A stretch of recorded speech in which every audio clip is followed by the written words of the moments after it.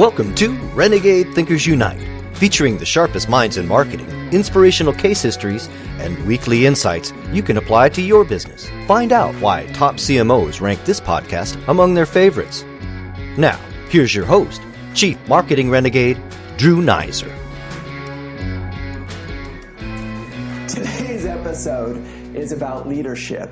Not leadership when it comes to how to start an episode, but leadership when it comes to really actually running a company. And when I think about leadership, usually I'd quote Ben Franklin, but today I'd like to quote that great American poet, Brian Wilson, whose line, "Catch a wave and you're sitting on top of the world," ought to resonate with leaders everywhere. And if it doesn't, allow me to explain why it should. Perhaps you'll enjoy this episode that much more.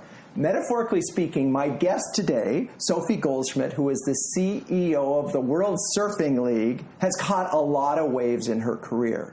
She started as an athlete, as a tennis player in England, and is now the CEO of the World Surfing League. That's an interesting wave.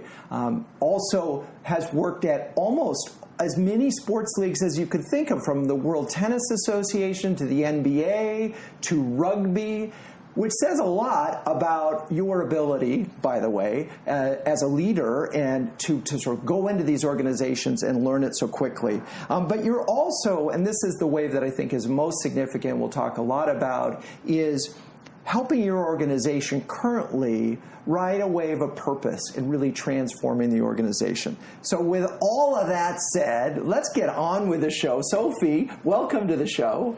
Thank you. It's a pleasure to be here.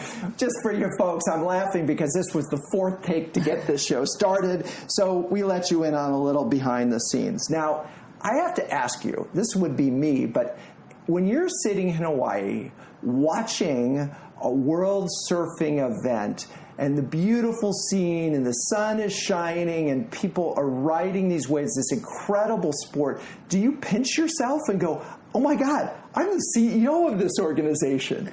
I do, yeah. I've had a few sort of out-of-body experiences since I've had this job. I mean, you mentioned Hawaii there. I mean, I've been fortunate. I've had a number of roles where I've had to travel a lot, but I've never been to the places I've been since I've been to the World Surf League. It's been truly amazing.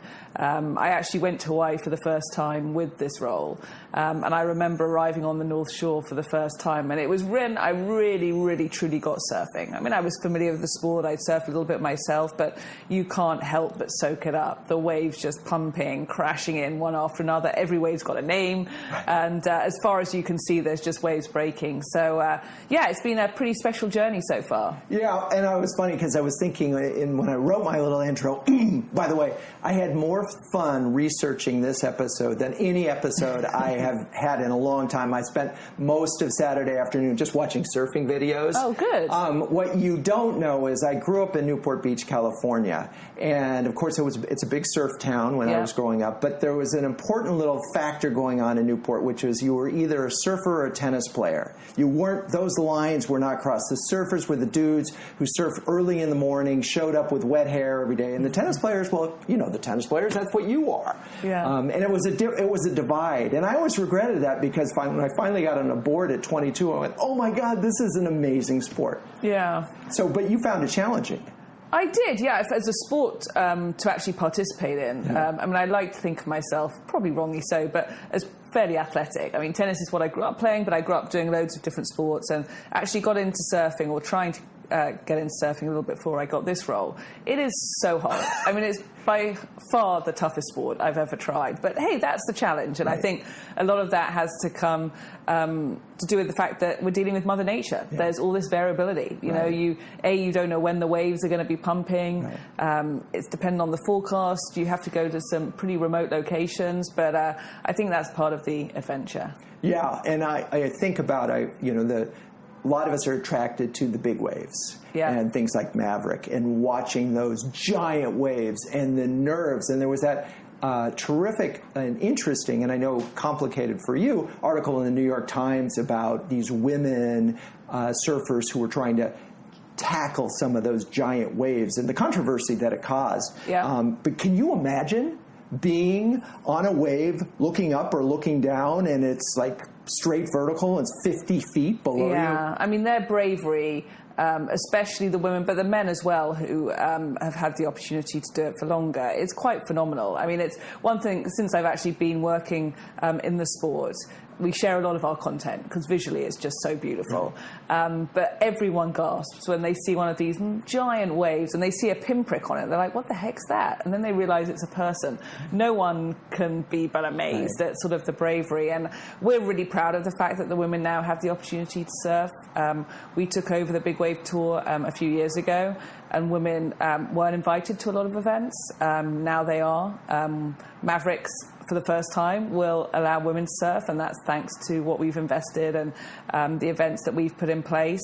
But yeah, these men and women are as brave as it gets, and sort of physically, athletically, what they're doing is superhuman. Yeah, no, I mean, it is incredible athletic, and if you are an athlete, you really appreciate how difficult it is. So just thinking about your career as being a CEO now, but the sort of steps along the way, I'm wondering if there was a leader that you worked for at one of the organizations that was really helpful to you, or that you looked at and said, wow, that's the kind of leader I want to be, and that you sort of gained some pearls of wisdom from. I've been very fortunate in my career to work for many great leaders and sort of business minds. So I think I've learned from a lot of different people. I'm still learning, by the way. As you get older, you become, I've become more self-aware and much more understanding of sort of strengths and weaknesses, and many more weaknesses that I want to try and improve. So I have to say I'm incredibly curious about the topic. I think two that probably stand out to me sort of from early on in my career were Larry Scott, who is the CEO of the WTA, the Women's Tennis Association at that time. I joined when he started, and it was a very exciting time for women's tennis. It was a real tipping point because of some commercial partnerships that we were able to get done. Also, how we elevated the marketing around the women. We actually got equal prize money at that time, the Grand Slams and Wimbledon in particular during that period. So I just learned a lot at that stage in my career to be exposed to those kind of changes, and just what sport can do for the greater good was incredibly powerful. Another one, or actually two that come to mind, who I worked very closely with during my tenure at the NBA, were David Stern and Adam Silver. David Stern, who is sort of known, I think, across, the world from a sporting standpoint for what he did with the NBA, his pioneering vision. Again, with the WNBA, really taking the NBA internationally. What he did from a digital innovation standpoint, and now, Adam Silver, the job he's done in really a relatively short period, I think has, elevated the NBA yet again. Finals obviously going on at the moment, but two brilliant business minds, but also very innovative, creative thinkers that thought out of the box, which is always something that I've kind of been attracted to. I like to not change for change's sake, but I like to be a bit of a change agent and trying to make things better and constantly evolve, how business is operating. Well, you can almost draw a direct line from what the WTA did with women to what you're trying to do with your sport. Yeah, I mean, we've made some big strides in the last year, really, but the journey's been going on for years. Well before I started, I've been at the World Surf League for over a year, just over a year and a half now, and we were very proud of the equal prize money announcement we made last September, but that was a natural next step. We've been increasing the number of women surfers, we've increased the events, we've been taking the women to the best locations, and that shift really happened when our current ownership group took over about 6 years ago. So the groundwork was laid long before I joined. But last year was a big year, and since then we've also added various other initiatives. In fact, very soon we'll be announcing our first ever women's focused marketing campaign. We've created a grassroots Rising Tide program to get young girls participating, which has just been awesome. Yeah, I want to get to some of those things, so don't cover them so quickly. We got to get into those, into the details. So Interesting. So I have to do one shout out. Adam Silver, a Dookie, went to a Duke grad. Yep. My alma mater, amazing guy. We're still trying to get him to speak in New York to Duke alum, but we'll get there. Okay. I know he's very proud of his Duke connection. Oh, he is. His time there. No, it's an amazing thing, and there are a lot of Dukies within the NBA organization over the years. The former head of the WNBA was a Dookie. Okay. So. Anyway, let's see. You mentioned some things. One question for you as we sort of wrap up this leadership area of the show. I find that I learn sometimes from my mistakes and sometimes from my success. I'm curious, when you look back at some of the things that have happened in your career, did you learn more from your failures or your successes? I think it hurts you more when you fail, and so it probably makes a deeper impression. Mm-hmm. I mean, I'm very into analysing a lot of what we do, probably overly so. I'm not sure it's always a good trait. So therefore, I do genuinely think I learn a lot from successes as well. But the wins, do dig a little bit. The losses do dig a little bit deeper, and I think leave a lasting impact in a slightly different way. Yeah, I think I'd rather learn from successes, frankly. It's just so much more fun. And the hard part with the learning from your sort of the failures is it's very difficult to have a rational examination of why it didn't work. Yeah. It's sort of like you think about it. You hit you're playing in tennis and you're trying to hit a passing shot and you miss by a half an inch. What'd you learn? Yeah. Yeah, I mean, the only thing I would say is I think my mindset shifted as far as how I deal with failures and things that don't go according to plan. Now I kind of expect it, and I'm a very positive person. This may come through during the interview. I mean, I sort of am sometimes as referred to as a little bit glass overflowing rather than even just glass half full. But I've become much more accepting and I think realistic that, there are challenges that you're going to face every day, actually, especially in the CEO role. For me, that's been one of the biggest shifts, just that's how you spend a lot of your time.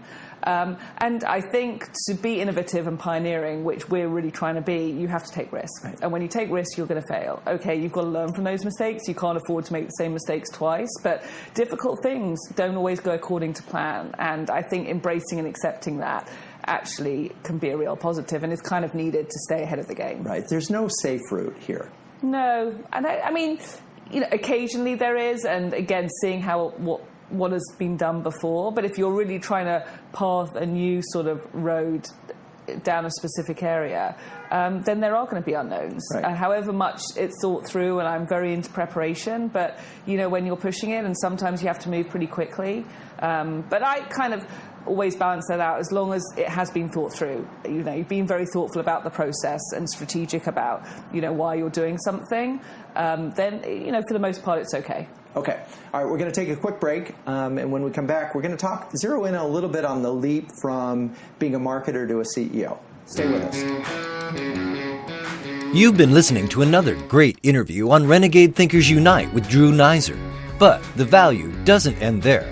As a listener, you can download a free ebook from Drew, Renegade Thinkers, interviews with 11 trailblazing CMOs any business can learn from. Top marketing thought leaders and proven executives from Time Warner, American Express, and Chico's, and others.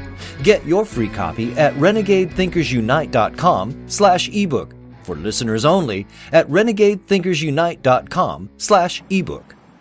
Okay, we're back, and my guest is Sophie Goldschmidt, and we were talking about risk-taking as a sort of a mandate for leaders, and I talk a lot about this with CMOs, but I'm curious, what allowed you to make the leap from sort of a marketing or role to a CEO role? What do you think the biggest differences are in terms of the requirements of the jobs? So for me, I think it was sort of a slightly winding road. There definitely wasn't sort of a straight trajectory. So a big part of my career was in marketing. You're absolutely right. But I also had the opportunity to lead other business divisions. I spent a lot of time on the business development sales side at various organisations. I also had some general management roles, so I was managing director of a couple of businesses and divisions, which is different to a CEO, but I think sort of gave me the slightly broader experience and skill set, which definitely helped. Right, you had P&L responsibility of some kind. Right, yeah. That's key. P&L, and also just having the mindset of what it's like to be in other parts of the organisation. And I think sort of the commercial side, which often is really going to drive a lot of businesses, really being able to properly understand that, I think, was really valuable. For me, the timing was right. I mean, I was, I think, ready for the steps, she says now. I'm not sure I was totally ready. I've definitely learned more in the last year and a half than I've ever learned in my life. But it's been fascinating. I think, can you ever be prepared? Maybe looking back, there are some different things I would have tried to experience before. But a lot of it, I think, has now become about managing your people in the most effective way, really inspiring them to do the best work, for them to be fulfilled, which ultimately is just great for your business as well. And also dealing with the challenges, kind of being a little bit of a buffer so that the business can always also operate on the important day-to-day activities. And absolutely, forcing yourself, I have to keep taking a step back and look at the big picture. It's very easy to get kind of drawn into the weeds, especially when you're going through a lot of changes. And I'm getting better at it. I've still got a little ways to go, but that's been a real discipline that I've had to install in myself. I mean, when I look at leadership and boil it down, it's sort of set the vision, build a team, and figure out where the resources are going to be spent. And if you do those three things well, chances are things will work. Now, the challenge is, first on that vision thing, this is hard for CMOs because in some ways the CEO and the CMO have to partner on setting the vision. But let's talk about the business challenge that you face, in as succinctly as you can. Talk about when you got to the World Surfing League, what did you see as your biggest business challenge or challenges? I think the biggest challenge was there wasn't a coherent enough strategy. The organisation was more siloed than was ideal, and that real sort of bond and clarity behind a purpose and vision I felt was missing. I think in addition to that, just sort of a clarity of purpose and culture as well. So how do we want to live and breathe every day within the organisation? But I felt we needed to get that vision and strategy set first. So, I mean, it sounds like, I know you do 180 events a year around the world, and it sounds like there was a sort of an organization set up to manage events. Yeah. But the sense of what does this mean? Why are we doing this? Answering that famous question, why? Yeah, exactly. And so how did you go about sort of figuring that out? I did a lot of listening. I think it helped that I was coming sort of from the outside. I was very much referred to as an outsider, which I'd never had in another sports organisation before. I've worked for many sports organisations where I'd never played the sport or been part of the community. And it's, not a problem. In surfing, it hasn't been a problem, but it was interesting to be referred to that way. Yes. And so, I was even more aware that I needed to earn everyone's trust and credibility because I was coming from the outside. But I think, therefore, I had a clean slate. I didn't have the baggage of the past, and there was a lot of baggage, sort of the history and how things had been done. The sport had been operating in a fairly insular way. And we also, when I joined, had the platform. So the ownership group had basically aggregated all of our rights and assets so that we could actually control our own destiny. And that had never been the situation in surfing. The sport had been owned by different groups who'd had different interests. And now, actually, it was all centralised. So my timing was very lucky and good from that standpoint. So there were reasons why it hadn't operated sort of optimally before. But I think to really get that vision and strategy, do a lot of listening, do a lot of learning, and then use the experience that I'd gained before. Because while surfing in many ways could not be more different to the sports I'd worked in, there are still a lot of similarities and a lot of overlap. And that was actually very reassuring. I kept feeling like, I've been in this situation before. And like, oh yeah, I remember when that happened down there, which, going into it, I wouldn't necessarily have made those different correlations. And it's funny, there's when people are recruiting, and if it's board of directors are looking for a CEO, so often they say, well, we want to find someone with industry knowledge and expertise, and think that that's the key. And what's really the key, in my mind, is, are they a good leader? Period. Stop. Yeah. If they're a good leader, they can figure out, they have a process for figuring out the vision, building the team, and then, how to allocate resources. And but it's interesting, I would think that your outside experience would have been exactly what World Surfing needed, in the sense that it was an insular sport. And I know enough about it, having looked at it for sponsorship opportunities, that it's like, dude, if you're not on the board, you don't know what you're talking about. There's that culture. It's like, and it's very much earn your admission. Whereas there's some other sports like rugby, just show up at the bar, you're cool. Yeah, it's interesting. So coming into the sport, I actually thought it was a lot more inclusive than people then told me. Right. And I remember my first week on the job, I was kind of told, well, no, you coming in from the outside trying to make change, good luck. And I was like, oh, God, I wish I'd sort of known more about this beforehand. But I have to say, my experience has been like I thought it was going to be on the outset. It is a bit of a sort of stereotype and generalization. Right. The sport is much more inclusive than it ever was before. It is open-minded and definitely willing to change. And I think that the proof is in what we've done over the last sort of 18 months. And I've really been welcomed with open arms. I mean, it's really been quite touching. I mean, I've sort of fallen in love with the sport and the community, even though I am an outsider. And I feel that's just so powerful. And if that's been my experience, and I'd worked in sport for 20-ish years and didn't really know the special attributes of the sport, then most of the world don't know. And that's kind of our opportunity, because it's unique in so many ways. So let's find the parallels for a second. From a business standpoint, this is about obviously getting more people into the sport, and you talked about the bringing young girls into the sport, which is very much what golf is trying to do, and baseball is trying to do, and football is trying to do. Every one of them have a juniors program, so you're trying to get more people involved in the sport. Yep. And then you want to get more people to watch the sport. Yeah. Right? So you have to build the fan base, and then you have to get more partners and sponsors. Yeah. Right? And all of those things are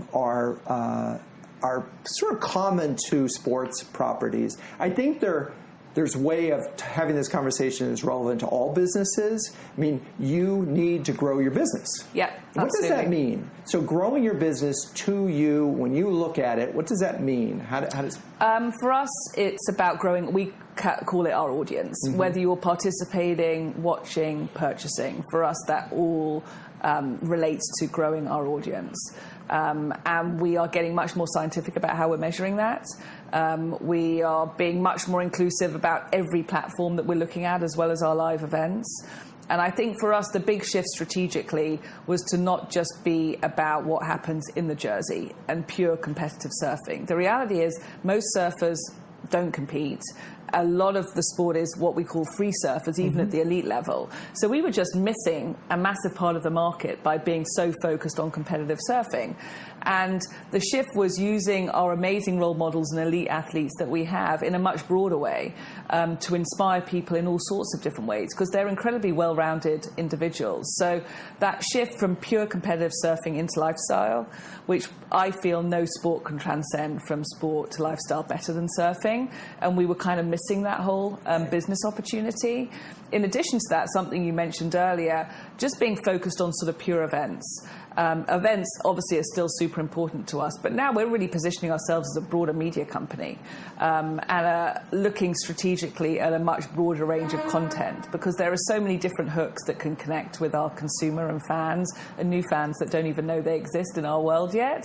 And we had to really broaden our aperture to be able to grasp that. And there's a few things we've done on the business side to really move in that direction. Interesting that it's a lifestyle brand, it's a media brand, and those are two really interesting areas. I want to take a break, and then I want to come back and talk about some of the things that you're doing to implement this vision. So we'll be right back.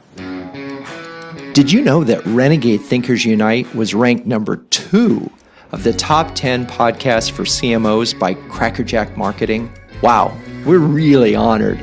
Now, we couldn't do that without amazing guests, and we've had some amazing CMOs on this show, and also terrific listeners like you all. If you like what we do here, please subscribe on your favorite podcast player. That way, you'll never miss an episode.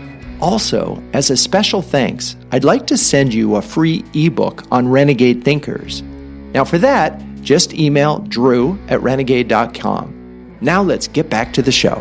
Okay, we're back, and we've been talking about surfing on a general basis as a leader, how you've reset the organization and the vision of the organization, expanded it into a lifestyle brand, expanded to include all surfers, not just the professional moments. As it happens, I believe this is World Ocean Week. I was invited to an event actually last night that was celebrating that in New York City. Talk a little bit about your initiatives in this area. Yeah, this is a huge week for the ocean and very important to the World Surf League. Today, actually, we're very proudly announcing 3 commitments. We're going to go carbon neutral across all of our events, all of our travel, all of our office operations. We're going to no longer use single-serve plastics at any of our events.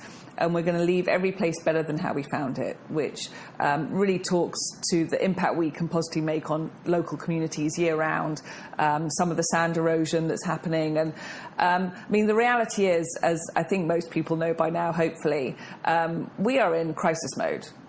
Climate change is happening, and the ocean is taking the majority of the impact and bearing the brunt of it. Yeah, I was reading a statistic that the ocean absorbs a huge percentage of 90% of the increasing warmth in the atmosphere. And so as that warms, that melts the ice, that challenges all the ecosystems. And if there was ever, I mean, it's one thing for the other sports, they have to worry about grass, or so for tennis, they doesn't have to really worry about, I guess they can move everything indoors. But your sport doesn't exist if the ocean is A, clean, B, just doesn't, its shorelines are gone. I mean, it's really... Exactly. It's absolutely at the heart of what we're doing. I mean, I often compare it to, the point sort of you just made. If all the football pitches were dying in America, people would be taking pretty drastic action. Right. And that's what's happening to the ocean.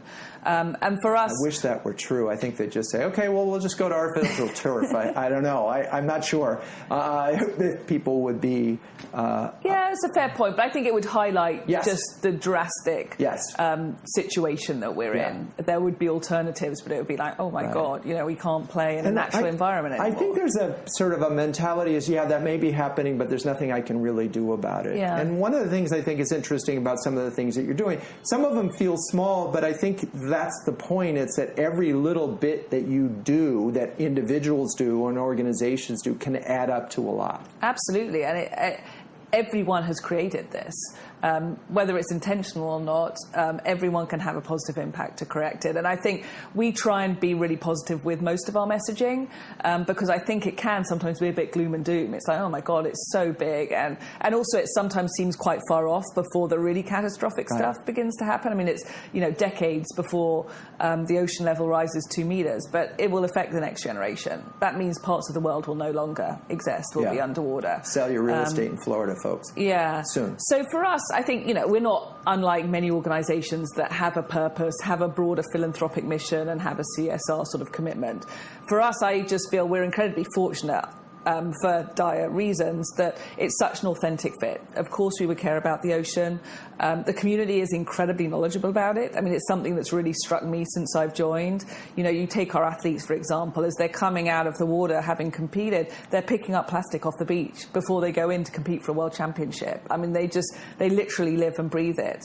And some of the locations, I remember very clearly last year going to Bali, if you can believe it, Bali for work, for the first time. Good job. In this role. And I'd been there on holiday 10 years prior to the exact same beach with my sister. And I showed up at this event. I arrived at night, was staying at a hotel on the beach. It's like, the morning we'll walk along the beach to the event site. You couldn't walk along the beach. it was destroyed and covered in plastic and trash everywhere. And that was in 10 years. I mean, it really, really hit me. So I was like, these videos you see on TV, and I'm sure they're sort of slightly scripted to get the message across. They're not. And you know how they fixed it each day? Some organisations came out, they dug holes in the sand and put the trash in it. And then the next day, there it was again. Yeah, funny so how that it works. was. So there's moments like that I've really brought it to life, and we are incredibly committed to this. It's not just a box checking exercise. It's something we care passionately about, and we want our broader community too, and not just the surfing community. This is about engaging anyone that cares about the ocean.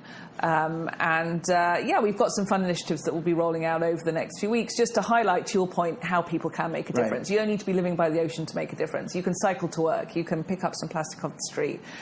You can stop using plastic straws, which actually they've done quite a good job on. But what about all the cutlery and the cups? And even flying here overnight, I asked for water. I stupidly checked in my Hydro Flask bottle, and I asked for. They gave me 2 or 3 cups in like a half-hour period. I was like, no, don't. Like, you reuse this one. Yeah, right. So just, some of the basic things just becoming much more top of mind. Sure. It's super important. So I think from a listener standpoint, when you think about CSR initiatives, it's got to be real. It's got to be embedded in the fabric of the organization. And if you bring something in new, you really better be thinking about that. And obviously, in your case, your community, I mean, heck, these surfers are running into this stuff. Yeah. They're feeling it, and they're certainly part of it. And it's just such a beautiful sport, and it literally gets spoiled. Now, I want to, there are a couple of things that I think are so interesting. One, you're going to be in the Olympics. Yes. First time Olympic sport. Yeah. I'm a total Olympic groupie. I've been to 4 of them. Now this is putting me over the top about having to go to Tokyo just to see this, because I was at Salt Lake City and saw the first time they did half pipe. Yeah. And that was unbelievable. It was an amazing thing. So talk about the preparation and what that means to your organization to be in the Olympics for the first time. Yeah, it's a huge moment for the sport. Right. Something that people have worked years to have happen. I think the timing is absolutely right. The sport's never been more global. I think the Olympics are looking for a younger audience. Surfing definitely skews younger. The aspirational, cool nature of surfing definitely brings in a different fan base. Or young at heart. Exactly. And for the sport to be on that global platform, arguably still the largest sporting global platform, is a tremendous opportunity. Right. We can't wait to be part of it. We're working closely with the various different governing bodies to help in any way we can to make sure that it's the success we all want. And the surfers are super excited. I mean, the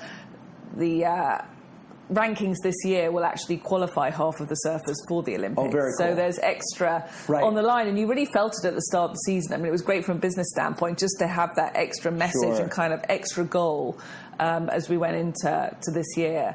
I can't wait for it to come around. And it's so interesting because these folks that are competing, I watched the videos of some of the surfers, and they were from all over the world. Yeah. So these are the athletes, because it's not like it's just all Americans or all Brazil. They're from all over the world, the top. So those are the same people who are going to end up in the Olympics. Absolutely. Yeah, I mean, I think that's another thing. Surfing is a lot more global than people maybe imagine. I mean, there's still some countries that, are extra strong. They have the tradition and sort of heritage, but it's becoming more and more global. And now with the different technology that's out there. We own the Kelly Slater Wave Company. Yeah, I want to talk about that. Which is a pretty mind-blowing technology, which we can come back to. But in theory now, anywhere in the world can have world-class waves. Right. So I watched this video. We'll include it in the show notes. There's these wave machines, as best I can describe them, that create almost just sort of this perfect long curl. And I was watching the surfers, and they're just like, they're in the wave the whole. It must be. It's so different in many ways than what it is in the ocean. It's almost like it's this perfect condition. Yeah. And it really levels the playing field, and like every surfer has the same wave. It's fascinating how that could change one aspect of the sport. It sort of reminds me it's going to be the difference between like traditional ice skating and modern, where open dance versus open versus this sort of closed, because it looks like every wave is pretty much the same.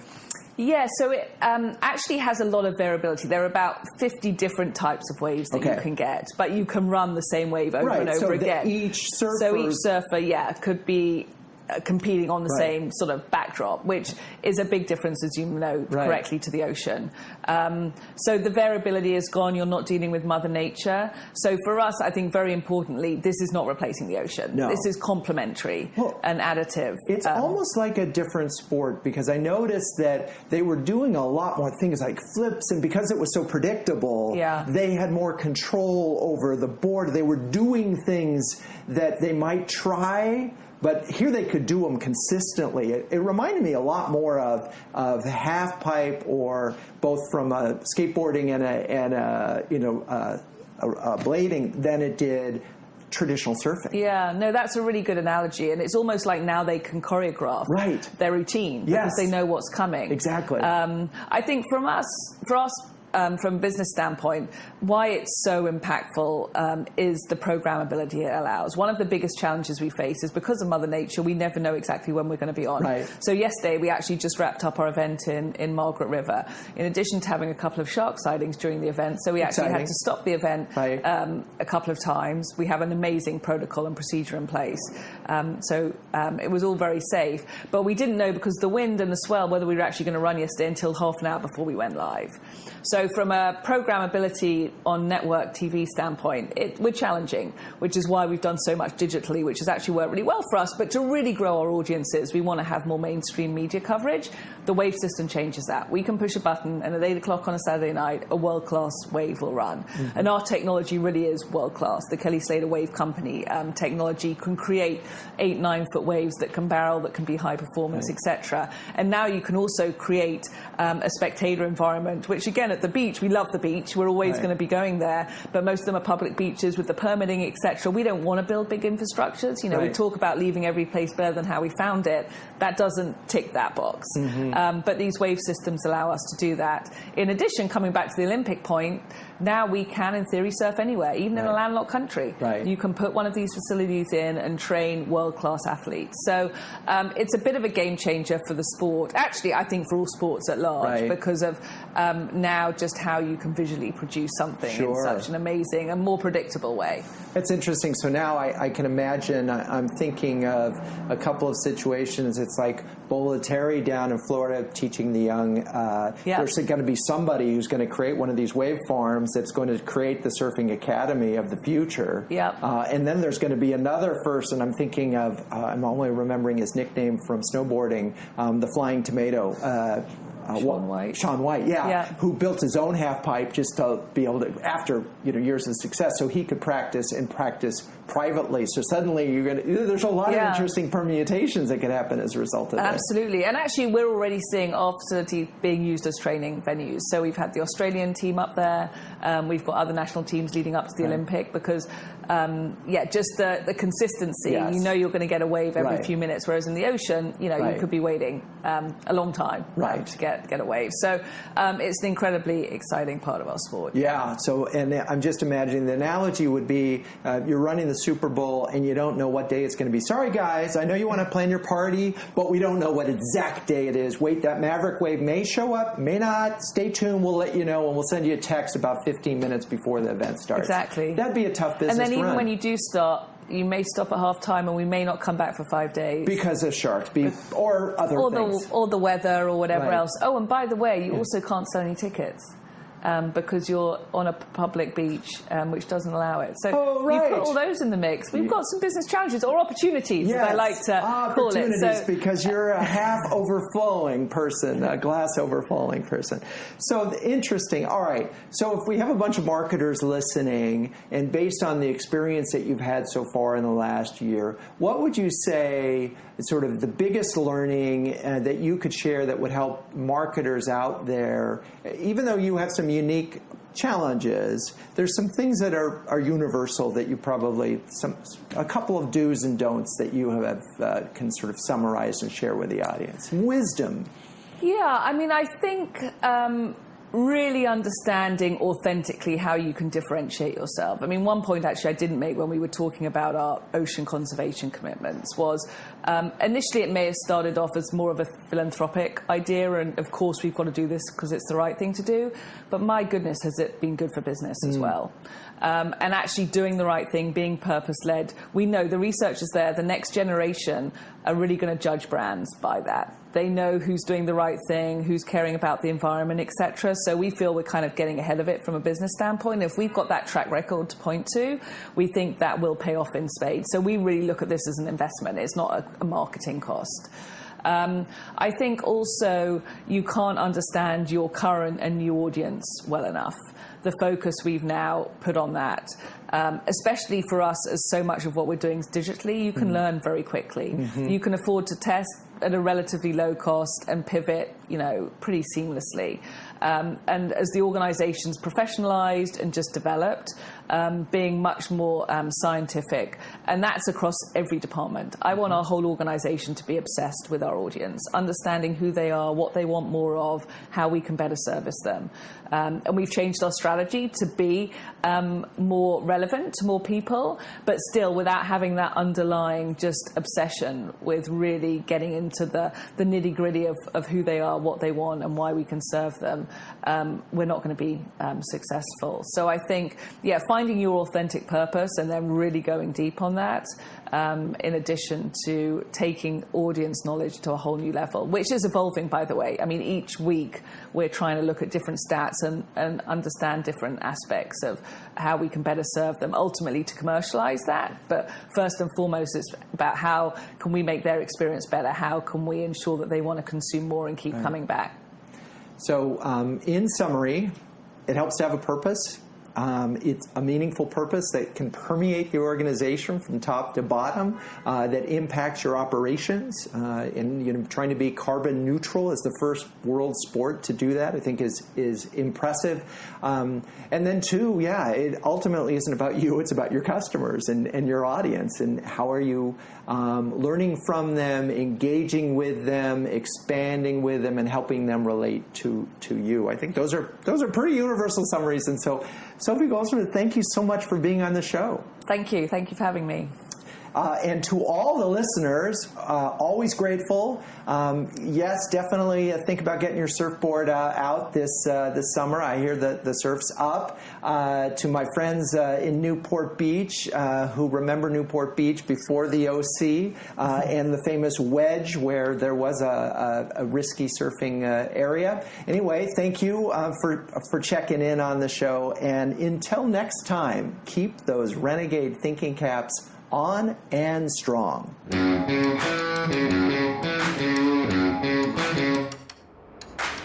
This has been Renegade Thinkers Unite, but it doesn't end there. Just go to renegadethinkersunite.com for more and subscribe to the show. That way, you'll never miss an episode. We'll talk with you next time on Renegade Thinkers Unite.